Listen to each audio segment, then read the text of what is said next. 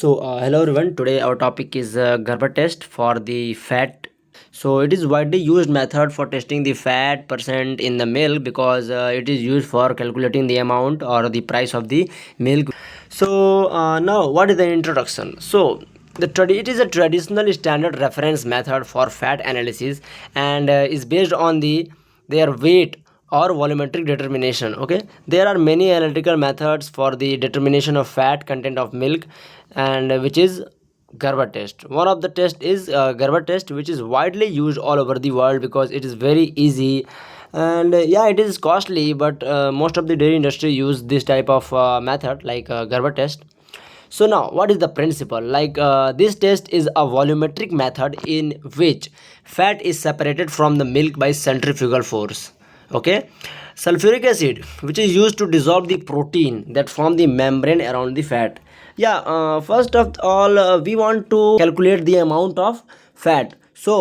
How we can do that? We can do that by removing the protein, lactose and other substances from the milk. So for that we use sulfuric acid. What it does, it digests the non-fat components like casein, sugar, protein. Okay, and what it releases the fat, it will digest the non-protein components and release the fat. Also milk fat are stabilized by membrane.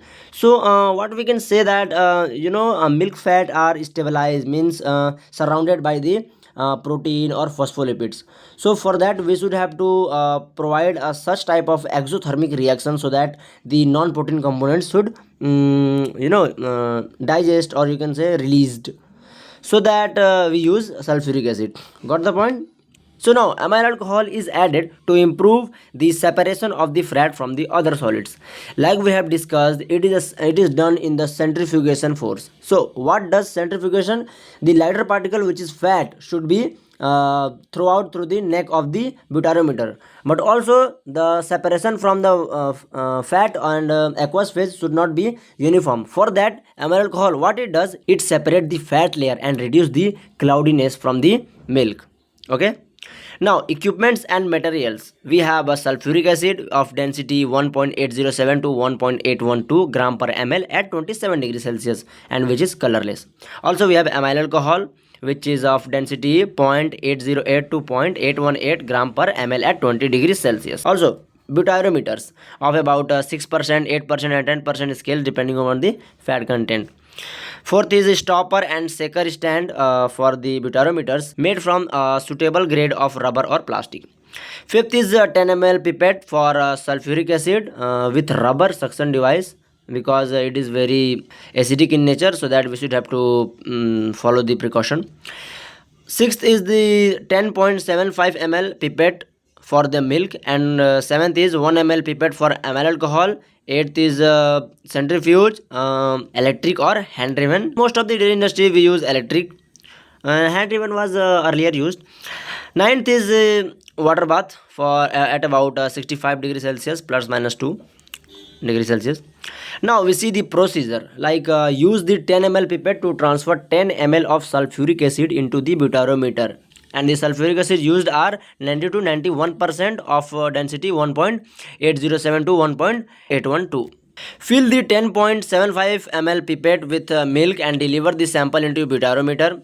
Add 1 ml of amyl alcohol using 1 ml pipette and close, and shake the butyrometer in the shaker stand until no white particles are seen, and invert in few times. Okay, put the butyrometer in the water bath for 5 minutes.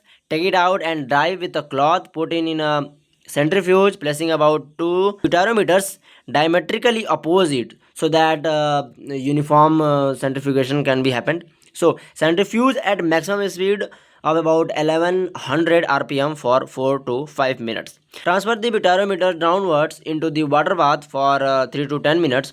Bring the lower end of the fat column onto the main graduation mark by sliding withdrawing stopper. Like with the help of a stopper, what we can do, we can stretch from the bottom so that we get the fat content from the clear and lower meniscus.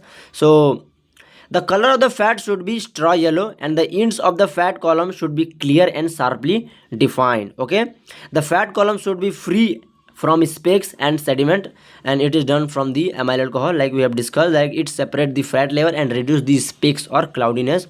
The water just below the fat column should be perfectly clear. Okay, the fat should be within the graduation. So like we have a graduation of about uh, size of it depend upon the size of the butarometer.